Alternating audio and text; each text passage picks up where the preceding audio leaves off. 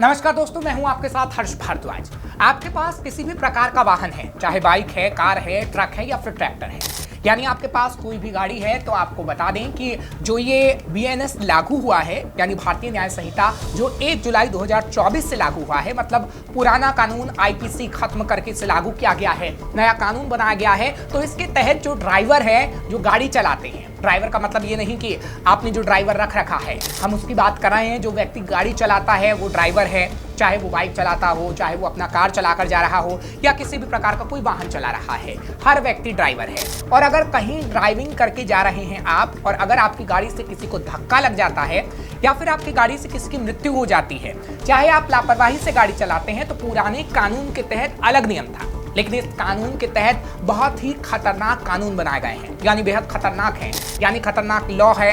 अगर आप लापरवाही करते हैं तो आपको बख्शा नहीं जाएगा। अब आपकी बचने की संभावना बेहद कम है, इसलिए आपको इस नए कानून के बारे में जानना होगा, जिसे हम आपको बताने जा रहे हैं। नए कानून के तहत हिट एंड रन का जो मामला है, जैसे आप गाड़ी से जा रहे हो, आपकी गाड़ी से किसी को धक्का लग जाता है, उसकी मौत हो जाती है, तो अब बीएनएस की धारा 106 के तहत कार्रवाई होगी। पहले अलग कानून था, अब नया कानून है और आपको 10 साल तक की जेल हो सकती है, 7 लाख का जुर्माना हो सकता है। लेकिन इस कंडीशन में एक नया नियम बनाया गया है। अगर आपकी गाड़ी से किसी को धक्का लगता है और उसकी मौत हो जाती है, तो आपको सबसे पहले नजदीकी पुलिस स्टेशन पर जाना होगा, यानी जो पुलिस स्टेशन आपके नजदीक है वहां पर आपको जाना होगा और आपको वहां जाकर रिपोर्ट करना होगा। यानी आपको खुद से बताना होगा कि मेरी गाड़ी से किसी का एक्सीडेंट हो गया है या किसी को धक्का लग गया है, तो आपको थोड़ी राहत मिल सकती है।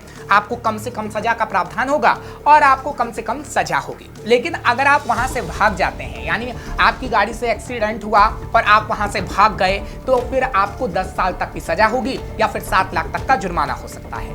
दूसरा ऑप्शन है कि अगर आपको पुलिस स्टेशन नहीं जाना है, एक्सीडेंट वाली जगह पर भीड़ इकट्ठा हो जाती है, आपकी जान पर बनाती है, तो आपको मजिस्ट्रेट के सामने हाजिर होना होगा। यानी कोर्ट में जाइए, मजिस्ट्रेट के सामने आपको ये बताना होगा कि मेरी गाड़ी से एक्सीडेंट हो गया है। लेकिन अगर आप ऐसा नहीं करते हैं और अगर उससे पहले आप पर कंप्लेन हो जाती है, जिसकी मृत्यु हुई है और उसके परिवार की तरफ से कोई कंप्लेन कर देता है, तो आप फंस सकते हैं और आपको 10 साल की सजा हो सकती है और 7 लाख का जुर्माना हो सकता है।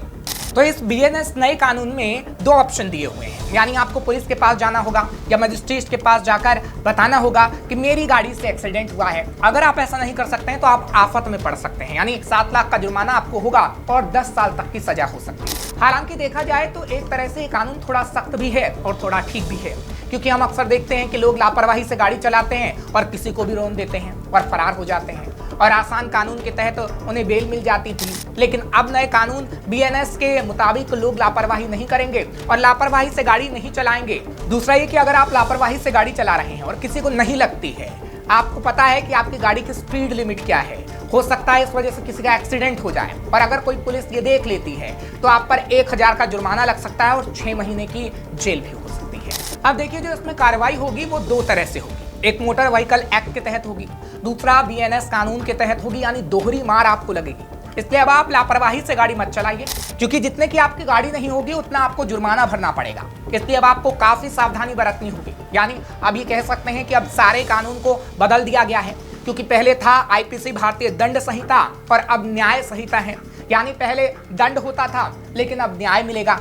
यानी पहले सड़क हादसों को रोकने के लिए कहने को तो तमाम नियम थे, लेकिन इन नियमों के बावजूद ना हादसे रुके थे और ना हादसों में होने वाली मौतें कम हुई थी।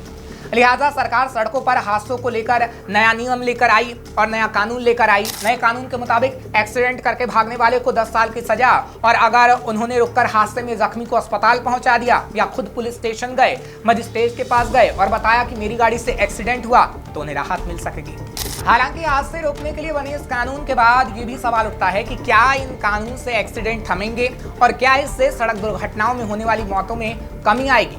ये तो आगे आने वाला वक्त ही बता पाएगा, लेकिन ऐसी खबरें हम आपको जरूर बताते रहेंगे। इसलिए बाकी खबरों के लिए आप देखते रहिए श्रेष्ठ भारत, और हमें कमेंट करना मत भूलिए। आपको खबर अच्छी लगी तो हमें कमेंट करके जरूर बताइए। श्रेष्ठ भारत पर खबरों से जुड़े रहने के लिए चैनल को सब्सक्राइब और लाइक करें, बेल आइकन दबाएं और देखते रहें श्रेष्ठ भारत।